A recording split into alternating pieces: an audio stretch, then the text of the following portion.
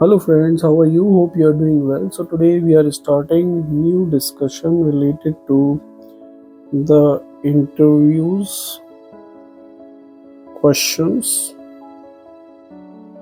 and the possible answers for those questions from interviews, and these interviews for different ESG positions, how ESG learners, students and sustainability students and learners can prepare for these interviews questions. Okay, we'll learn about it, and definitely we'll go through a different range of questions according to different categories.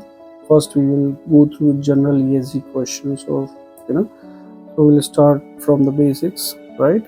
So first question example is like, first question is, what is your understanding of ESG and why it is important for business today actually?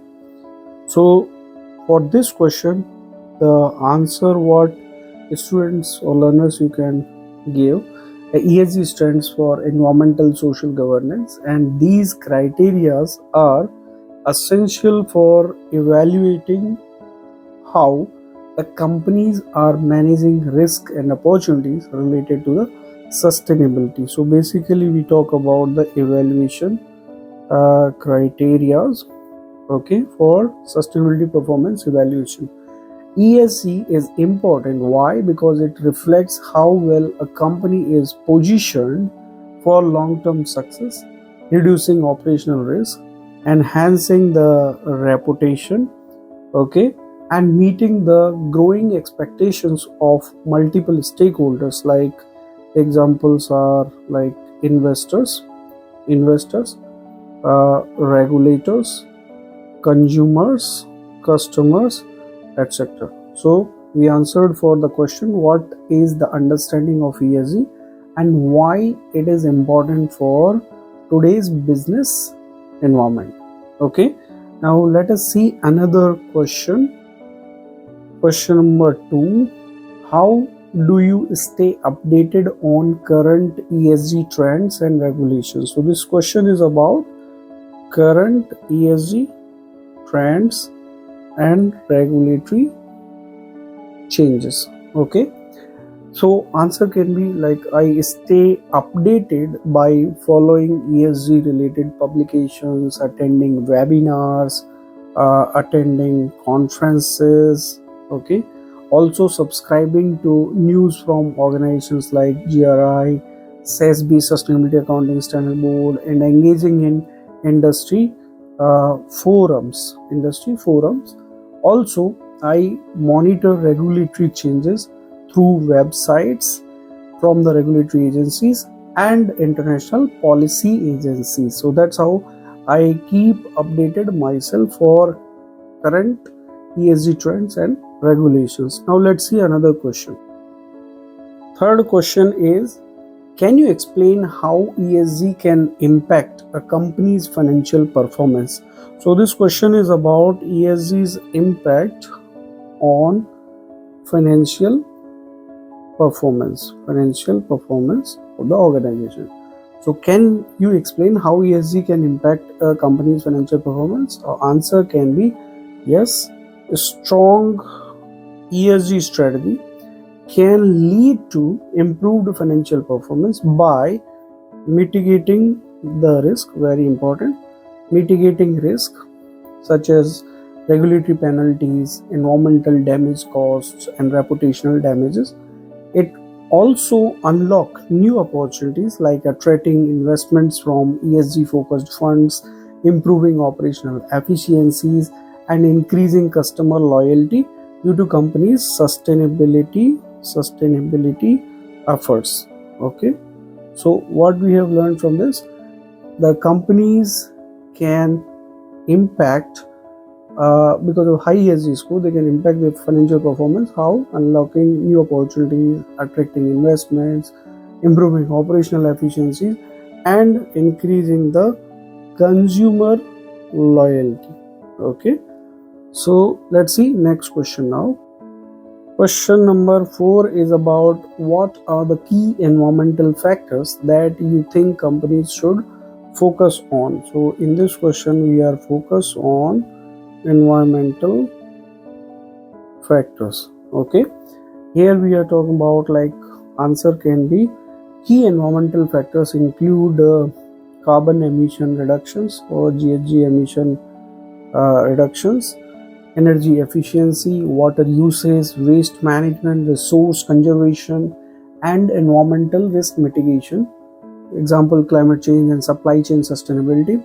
Also, addressing these issues can help reduce cost, minimizing regulatory risk, and improve the public perceptions.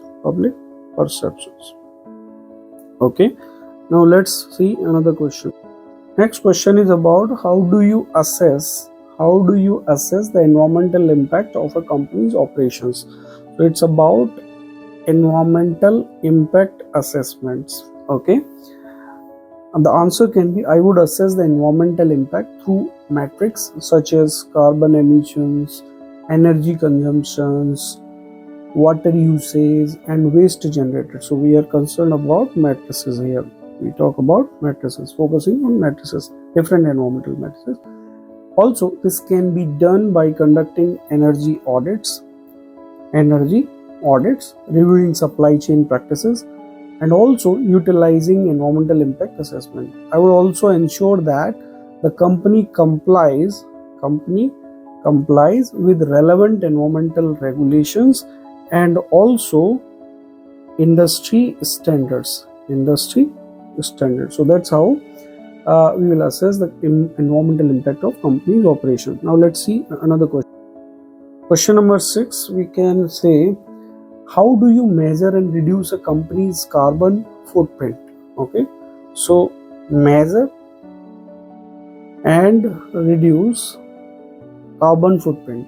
Okay, so answer can be, like, I would start by measuring the carbon footprint across operations, including direct emissions, scope 1, indirect emissions from energy uses, scope 2, and other indirect uses, indirect emissions, scope 3. So scope 1, scope 2, and scope 3 emissions measuring. The next step involves identifying energy efficient practices, reducing energy consumption, implementing renewable energy solutions, and also offsetting emissions through programs like carbon credits. Okay, so these can be the concerns in the answer actually. Next question, number 7, is how do you evaluate companies' social responsibility and employee well-being? For an example, this question, it's asking about social impacts and one example, employee well-being. So an answer like, I evaluate social responsibility through factors such as employee health and safety, also work-life balance, okay, fair wages, diversity and inclusion policies. Also, social performance can also be assessed by reviewing community engagements, ethical sourcing, okay, and efforts to support human rights both within the company and also in supply chain. So internally and externally also we can evaluate company social responsibility. Next question, let's see. Question number 8, what strategies would you implement to ensure diversity and inclusion in the workplace?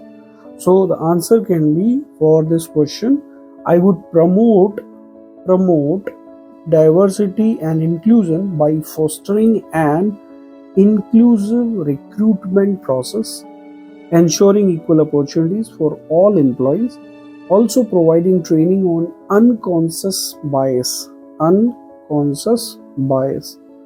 okay, and establishing mentoring programs for underrepresented groups.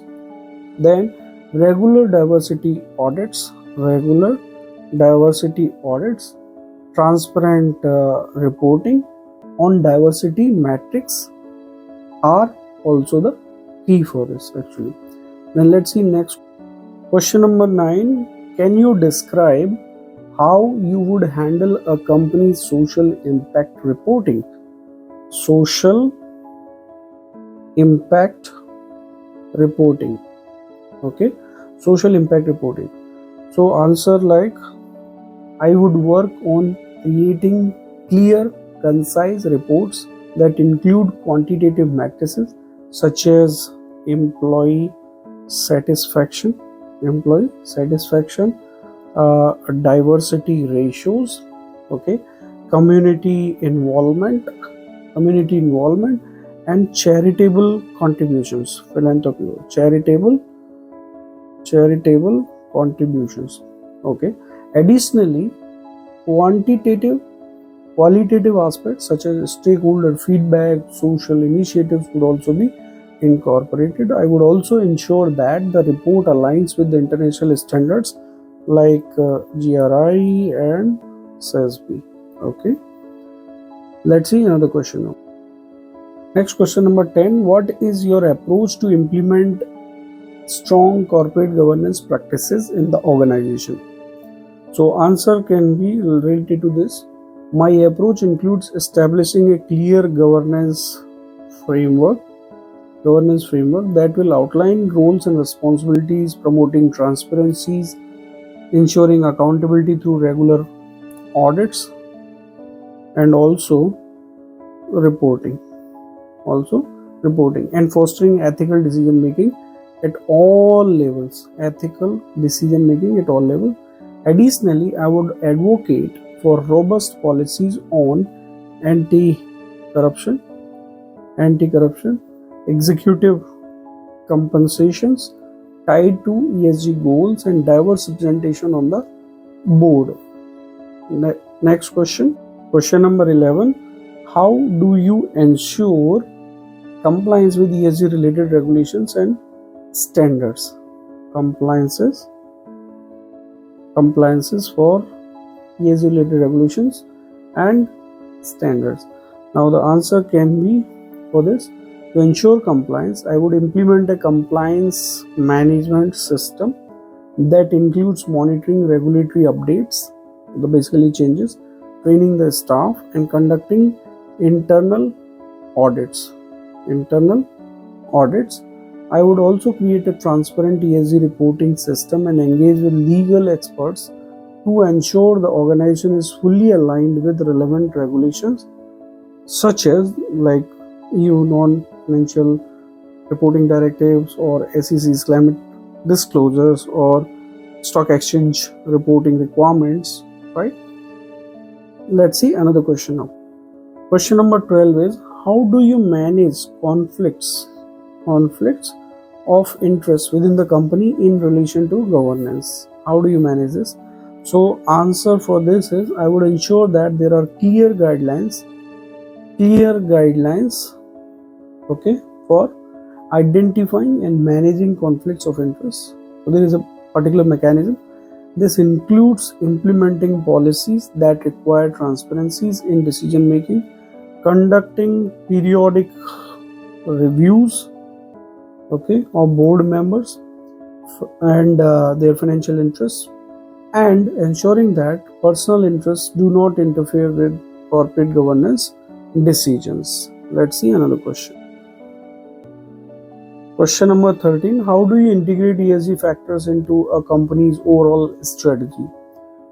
Okay, so I can answer like, I would integrate ESG into the overall strategy by aligning the ESG goals within the company's mission and business objectives. Also, this can include embedding sustainability into product development, supply chain management, risk management processes, regular performance reviews also, okay, and adjustments based on ESG matrices would ensure continuous improvement.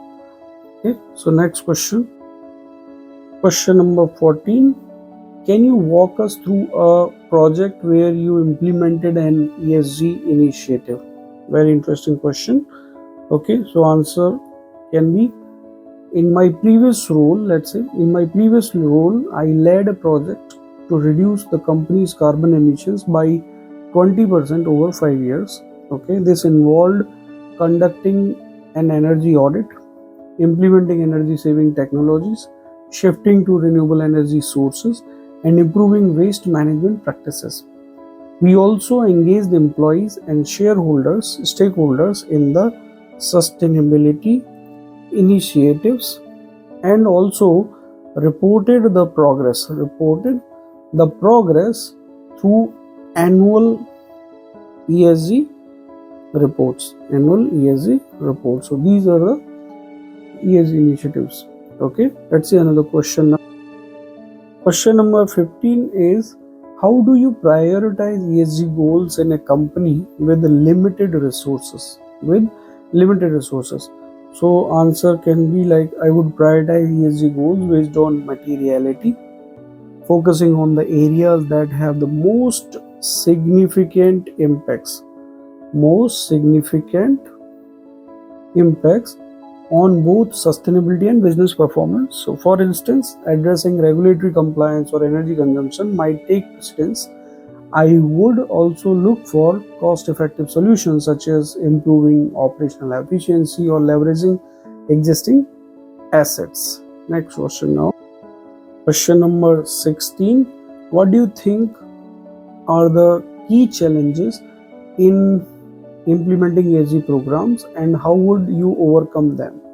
Okay, so answer for key ESG challenges, like key challenges include resistance to change, lack of data or clear metrics, and balancing short-term financial performance with long-term sustainability goals.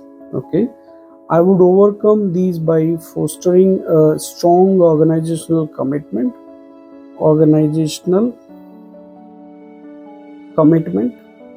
using data to demonstrate the long-term financial benefits of ESG, and also engaging stakeholders to align for the priorities.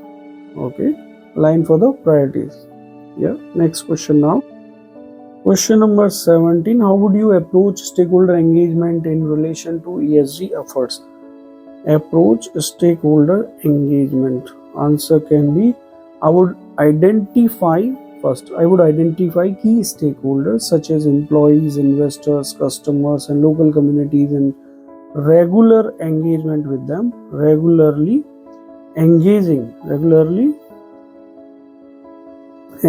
them through surveys, feedback sessions, and open communications.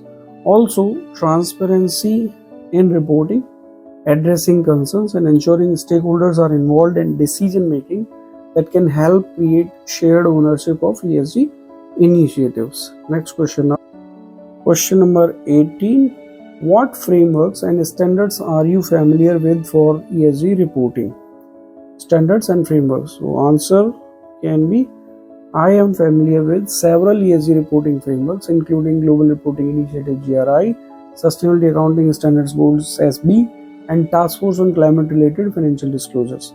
Okay, I also understand the relevance of United Nations Sustainable Development Goals (SDGs) and stock exchange requirements, and can integrate them into reporting strategies. Okay, so GRI, SASB, TCFD, and UN SDGs, and then stock exchange requirements.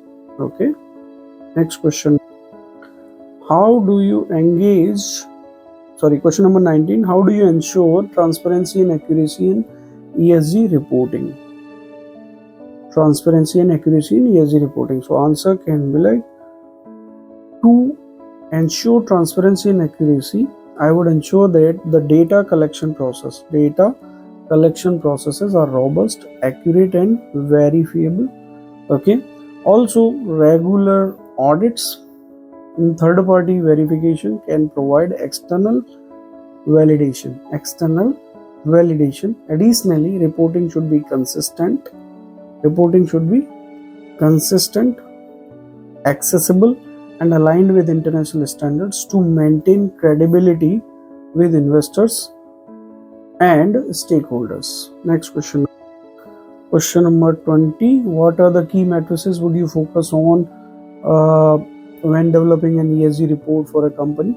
So, ESG report focus areas like like key matrices would include like carbon emissions, GHG emission scope 1 to 3, energy consumption, water usage, waste reduction, employee diversity, gender pay equality, employee satisfaction, governance practices, compliance with the regulatory standard, and these metrics help stakeholders assess the company's sustainability and overall performance also. Thank you guys. Let us see another question.